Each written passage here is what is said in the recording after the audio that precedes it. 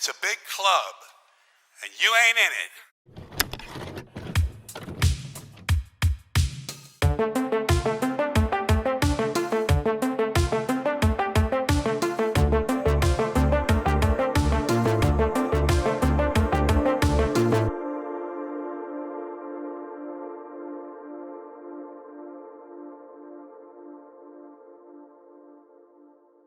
Hello and welcome to Confused Reviews, where cartoon drawing reviews movies. Let's talk about the media. Now here goes the funny-looking, foul-mouthed cartoon asshole devolving into a projectile word-vomit melody of nonsensical shit-slinging about how conventional media has continually declined, into clickbaity eye-grabbers, turning away of legitimate journalism, and becoming a hotbed manipulated by big business and other corporate interests to sell a narrative of panic and outrage. All to be neatly packaged, censored, and cluttering the landscape with as many ads as one intersection can hold. But that's not what you're here for.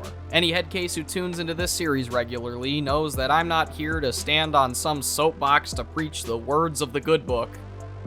No. I don't give four wet chainsaw farts about any of that shit, because I've never been one to sit atop a moral high horse of snobbishness. Instead, finding myself comfortably warm in the slimy, cynical sewers with my self-alleged graffiti tag probably displaying some goofy shit like question authority, enjoy entropy, Cobra Kai never dies. No, stop it. But occasionally, when I push up the manhole cover and the blinding light of fury burns my blue corneas out of my fucking face, it makes me realize how one movie still holds immense weight with its messaging and themes 35 years after release, due to the fact that there will always only be two types of people. The rich and the fucked. John Carpenter's They Live.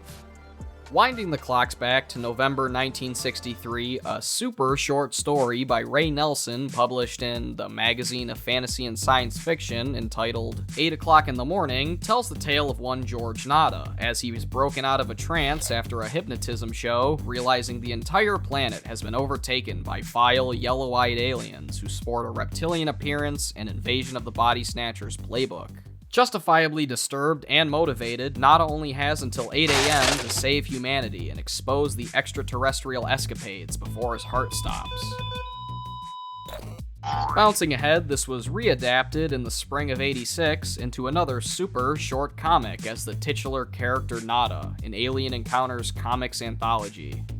The idea eventually found its way to John Carpenter, who was on his way towards the, let's just say, less than stellar half of his career. But before those, he scooped up the rights to Nada's DOA adjacent adventure, and under the pseudonym Frank Armitage, blended this collage of ideas from different places into a poignant commentary on 80s capitalism gone berserk, as well as the horrible failure that was Reaganomics. Ronald Reagan. Ronald Reagan? The actor?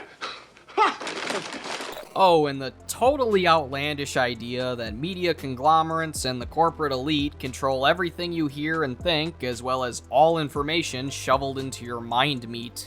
Glad it's all make-believe and not... Totally. True. FBI, open up! Ah, fuck! With the eye-opening script in tow and willpower to take on the establishment, Carpenter now had to cast Nada, a quiet and reserved everyman.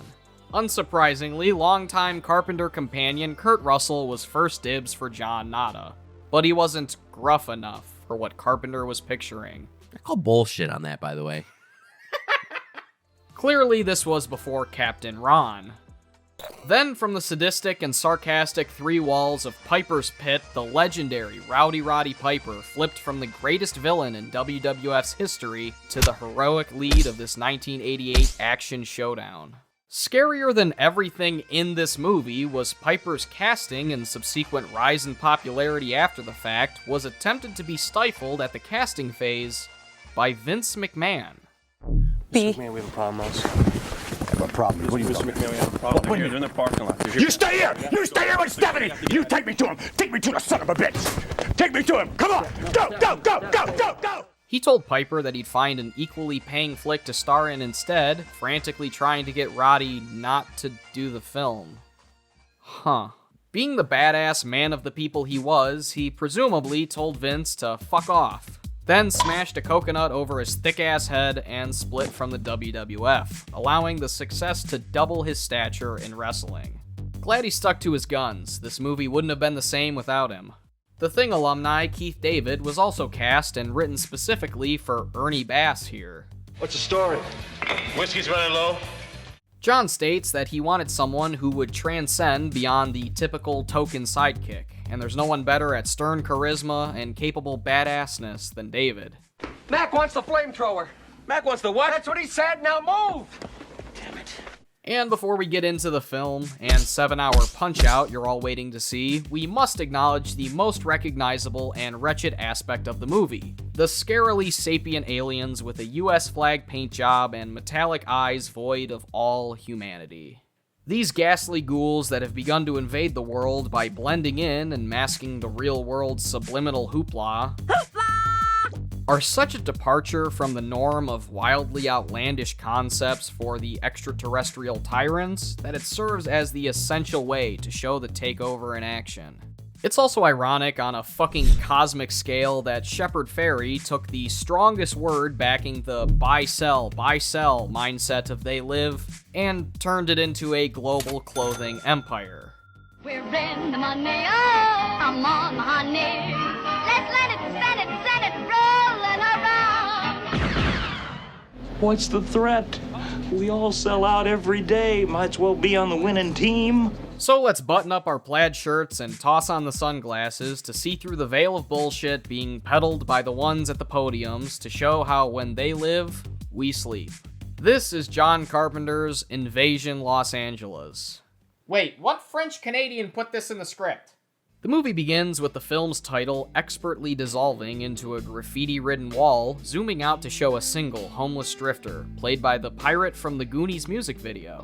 Not as blue-collar as a pair of Dickies overalls wrapped in a hard hat and Carhartt clothes. And as he wanders into town, much like the westerns of yesteryear, it appears that clean, honest labor is a thing of the past. Last place of employment. Denver, Colorado. Worked there for 10 years. And things just seem to dry up. And may I just add, this woman may be the best actress of all time, perfectly conveying contempt and rude eye rolls to make Daria fix her fucking angst. Anyways, after getting told to politely piss off, he catches a blind preacher, played by Raymond St. Jacques, trying to warn a small crowd of the ones controlling their current world. But Nada notices a cop car and splits.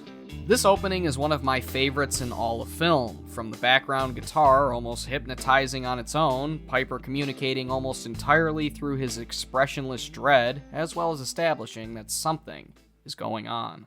Cutting to night, we get more shots showing just how distracting these bright screens can really be. Huh? What were we doing? The next morning, he scrounges up a gig doing some shirtless shoveling with the foreman, played by Norman Eldine, just loves the green stuff, no matter what role. Give me a tab. Tab? I can't give you a tab unless you order something. Right, give me a Pepsi free. You want a Pepsi, pal? You're gonna pay for it. After a hard day, he meets the purple shirt-loving Frank, played by one of Mr. Rogers' favorite friends. He tells our placid protagonist of a shanty town nearby, and... I don't like nobody following me unless I know why. Wait, what? If we review the tape, he literally just said to follow him. I'm going that way if you want me to show you. So I'm confused. Reviews? Whoa. You believe any of this voodoo bullshit, Blair? Or maybe they're just feeling each other out. What? The two meander over, where they get something to eat and have a real wholesome family conversation about how the company heads continually fuck over grunt force working men to line their own fat cat fucking pockets. We gave the steel companies a break when they needed it. Know what they gave themselves? Raises. But thankfully, as a proud... Made your daddy proud. You're gonna be so proud. Proud. Michigan native, I can safely say I see both sides of this scene's yin-yang philosophy from growing up in my car-crapping, water-poisoned, homicidal hometown. If they close one more factory, we should take a sledge to one of their fancy fucking foreign cars. You know, you ought to have a little more patience with life. Yeah, well, I'm all out. Geez, for a flick with such a heavy outlook akin to Nietzsche's life is suffering mentality, you'd think this would start with a quote from the mustached Mad Dog.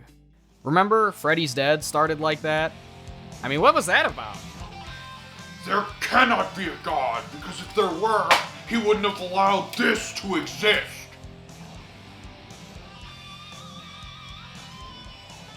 Regardless, it does show the discontent many feel in the land of opportunity, and hasn't gotten any better in 3 decades. Everybody's got their own hard times these days. Piper's natural wisdom is somehow super sage and foolishly optimistic. It's perfect. So how are you gonna make it? I deliver a hard day's work for my money. I just want the chance. It'll come. I believe in America. I follow the rules. One nightfall later, and exquisite harmonica skills,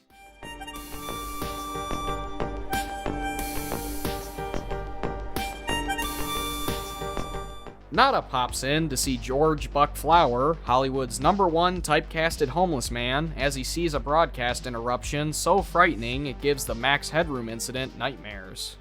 Their intention to rule rests with the annihilation of consciousness. The bearded man, played by John Lawrence, frantically spouts info about the impending doom, and that you can stop them with 3 easy payments of $631 and receive a commemorative button. Now I could praise how great it is to see Nada noticing the preacher mouthing the hacker's words, furthering the growing suspicion, but doesn't he just remind you of a quieter, dialed-back Alex Jones? Who would campaign for that's They the most fucking did it, that is Bravo! the craziest And shit you ever. can't fucking admit they're fucking killing already born kids, so you're telling me it isn't real when they had a fucking vote in the goddamn fucking Senate! Man, I love frogs. I don't like them putting chemicals in the water! Checking back in with Gilbert, played by Peter Jason, he reveals that they rock out well into the night. Oh, the church lets us use their kitchen. 4 in the morning. Interestingly enough, Carpenter brought in real homeless people, giving them small extra parts, food, and actual paychecks. Classy motherfucker. Wow, so you get paid for your work? Anywho, Nada decides to check out how really good this gospel is, and finds that the whole thing is one big front, instead uncovering Heisenberg's holy lab, Gilbert being the leader of the resistance, and Harry Potter's room. Good thing there's no sightless clergymen roaming around. Oh, God. Just leaving, you know. Your door was open. He feels down the laborer to see if he moisturizes, and concludes he's safe. You're a working man. Yes, sir. How'd you tell? So what would have happened if he was an alien? Get pushed down and let him scurry off?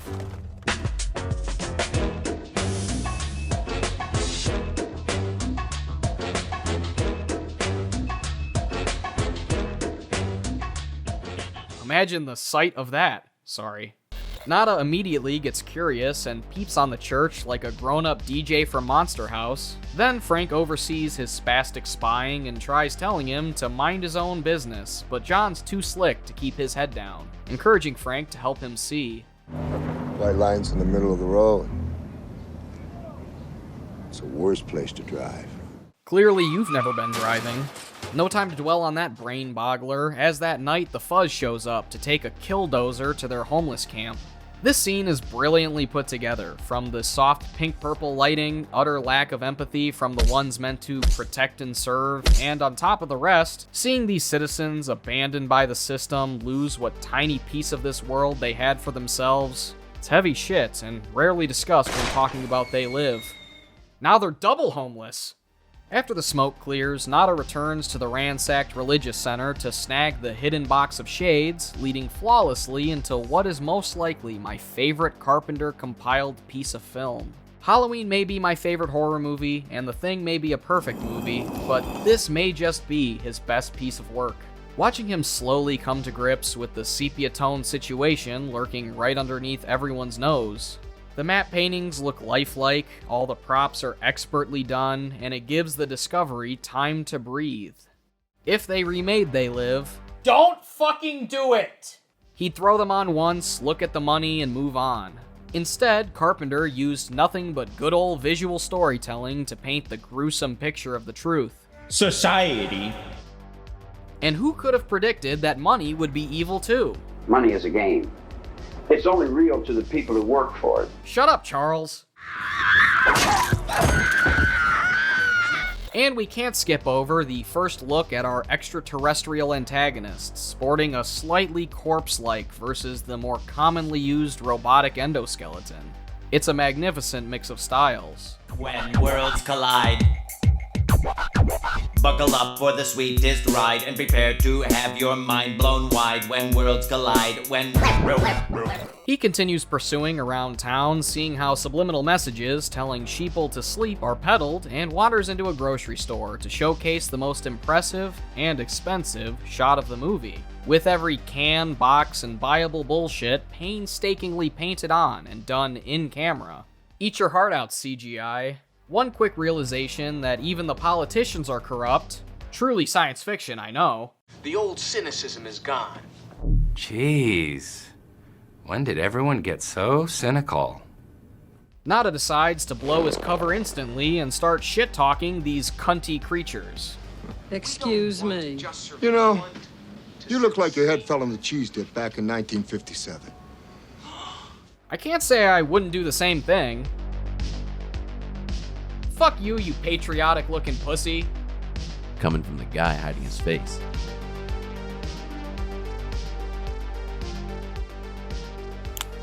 When I'm done with your alien ass, you won't have a face to hide, fucker. You see, I take these glasses off, she looks like a regular person, doesn't she, huh? Put them back on, formaldehyde face. But it does give the ghouls ample time to tell his info into their fucking Ben 10 watches. He checks out, and the Carpenter central roast of terribly ugly trespassers keeps going. That's like pouring perfume on a pig. Before getting questioned by corrupt cops. As to be expected, he says fuck 12 and takes them out effortlessly. So you bastards die just like we do. He might not be the most heroic or careful hero, but he sure is here to save the day. And to make sure he has more than one gun, which is nice. Killing a few little piggies is not a problem, as he realizes it's payday and stops into the bank to drop off the most famous, exciting, and adrenaline-pumping quote of the movie. I humbly present to you. I have come here to chew bubblegum and kick ass. And I'm all out of bubblegum.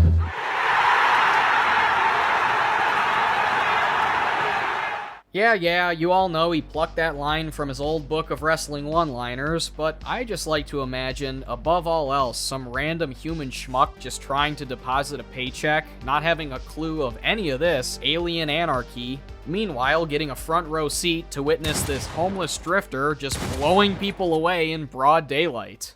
Oh, and Duke Nukem.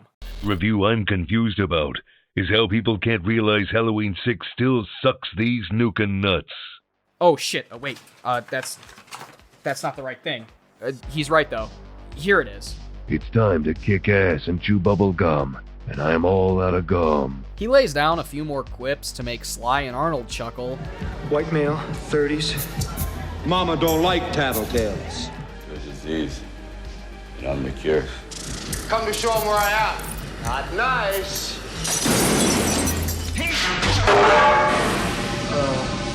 Let off some steam, Bennett. Beat your feet. It's nice that he shows humility to this actual cop and isn't a complete heinous maniac. That's what his It's Always Sunny character is for. Oh, my boy, my boys. Oh, wait. You know what? The maniac loves you.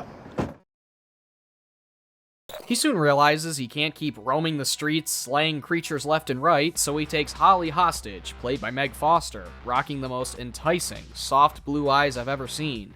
Besides mine, of course. They make it to her place. He comes down from the wicked mind melding the glasses give off. Woo! It's like a drug. Wearing these glasses makes you high, but you come down hard. And it sounds like a real romance is blossoming, with her keeping calm as to not agitate the man with a gun spouting cries of aliens invading. Hey, you got it pegged, man. Which in hindsight doesn't really help our man here, but he does find out that she works for a TV station. She responds by bringing a whole new meaning to the term window pane.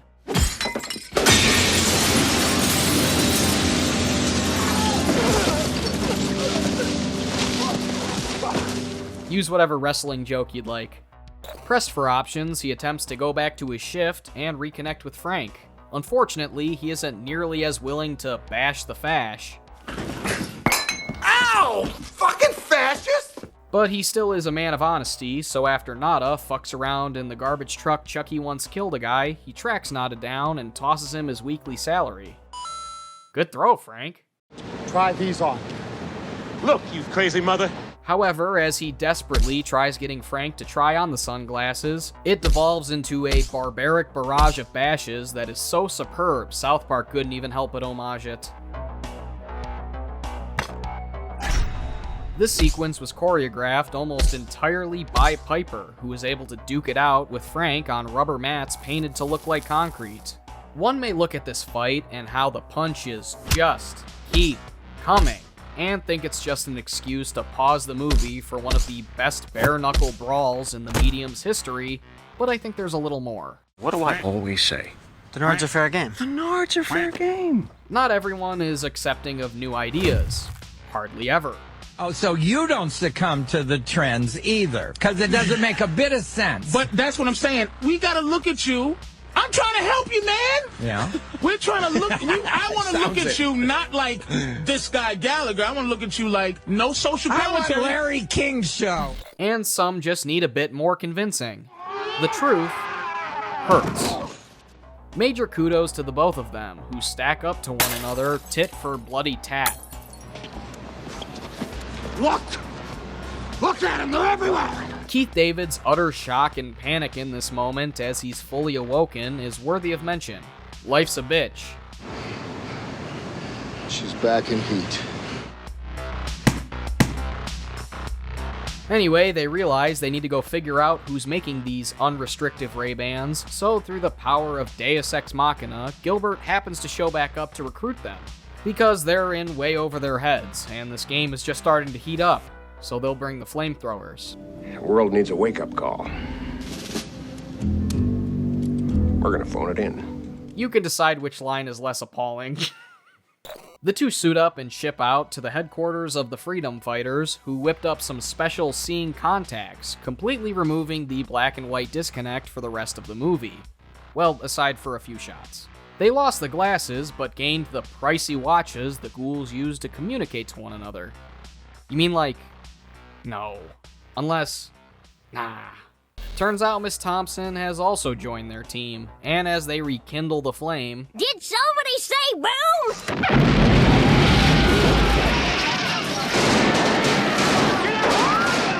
They take out a good chunk of the opposition in seconds, so they slink down a newfound portal to safety.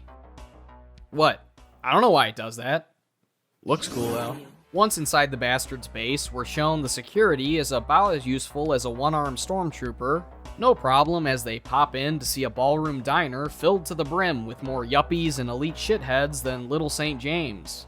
But again, no reason to worry. Nothing like this actually happens.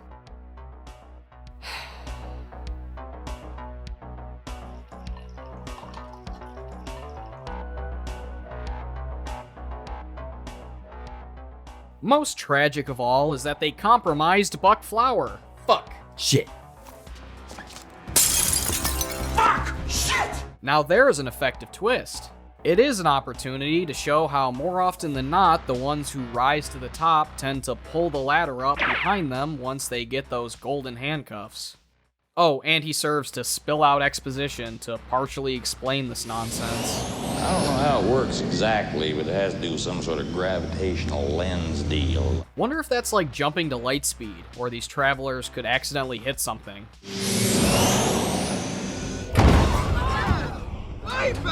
Wipers! Get it off! Also, the name of the alien race is... Ungrumden. The Dapper Drifter gives up all the company secrets, including the satellite keeping the facade running, how easy it is to kill these guards, and that, well, the planet is fucked. There ain't no countries anymore. No more good guys. They're running the whole show. They own everything, the whole goddamn planet. They can do whatever they want. Don't worry, I too have someone whispering in my ear what I should or shouldn't say. And I don't mean you pesky YouTube comment cunts. Who's that producer Vox guy? What's the threat?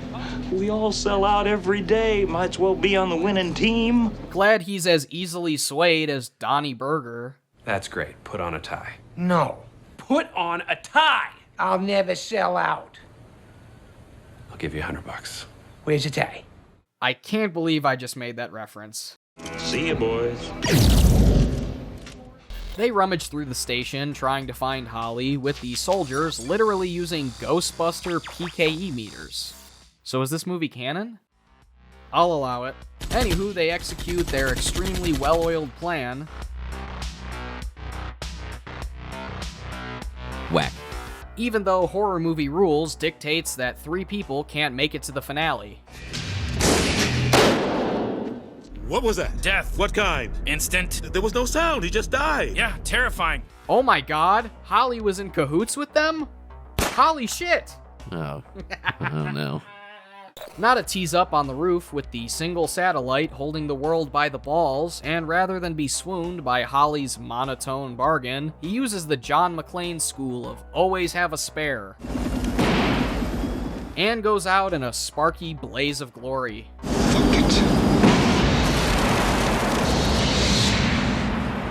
And in the end, the only way to save the world was to sacrifice himself. So as he gives the goons one final fuck you to rival Eminem, the spell is broken. All the sex and violence on the screen has gone too far for me. Filmmakers like George Romero and John Carpenter have to show some restraint. It's shocking that John Carpenter decided to give this a somewhat optimistic and conclusive finale, considering his ambiguous track record.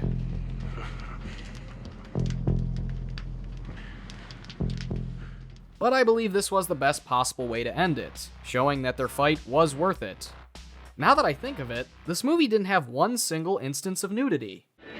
Nothing can stop you now. You're moving on. Hey, what's wrong, baby? Never mind. And that was John Carpenter's They Live. It's awesome. Starting with Nada, or Huguette if he was an Italian like yours truly, Roddy Piper is stellar in this movie. He's no Oscar-winning Shakespearean actor, but he crushes this role. Using simple facial expressions and reserved observations 1 second, only to explode into a confident, charismatic action star at the drop of a hat. He's one of a tiny group of wrestlers turned movie stars that is actually enjoyable on screen. Piper walked so Hogan could fall flat on his walrus mustache, and Dwayne Johnson could run off with all the success.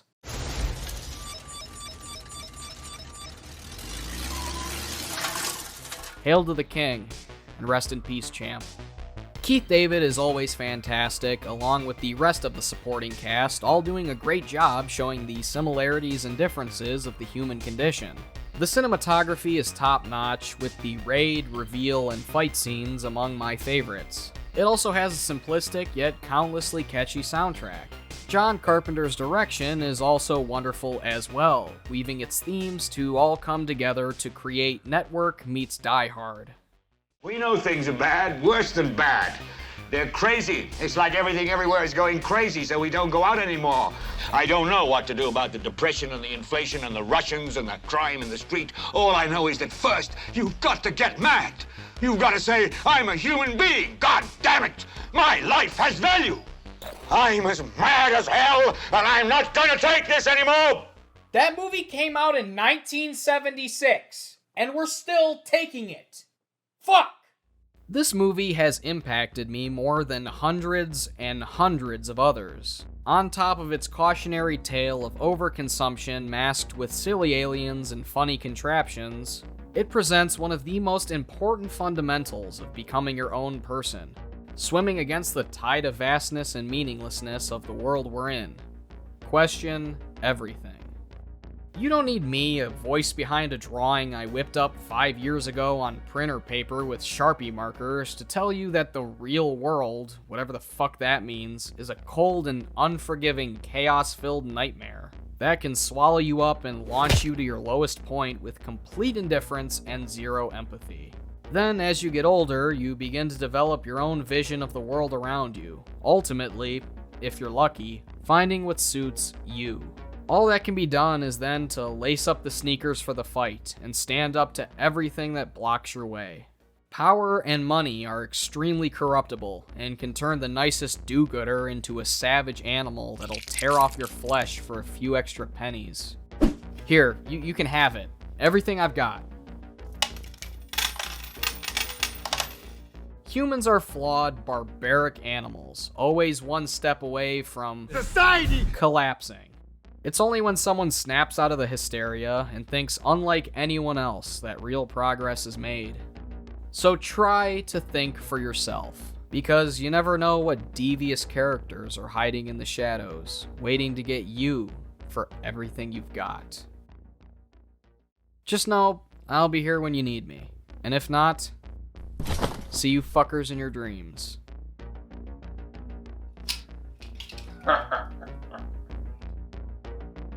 Because the owners of this country don't want that. I'm talking about the real owners now. The real owners, the big wealthy business interests that control things and make all the important decisions. Forget the politicians. The politicians are put there to give you the idea that you have freedom of choice. You don't. You have owners. They own you. And they own all the big media companies, so they control just about all of the news and information you get to hear. They got you by the balls. Well, we know what they want. They want more for themselves and less for everybody else. You and I are not in the big club. By the way, it's the same big club they used to beat you over the head with all day long, where they tell you what to believe. All day long, beating you over the head in their media, telling you what to believe, what to think, and what to buy. The table is tilted, folks. The game is rigged. And nobody seems to notice. Nobody seems to care. Because the owners of this country know the truth. It's called the American dream, because you have to be asleep to believe it. I'm going to give John Carpenter's Invasion of the System Snatchers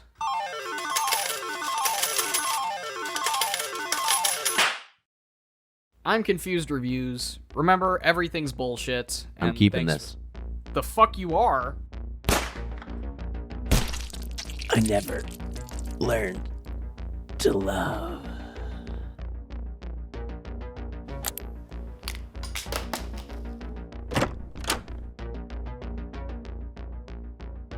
Hey, Luke. Hey, Dave. I'm Confused reviews. I'm going to sleep.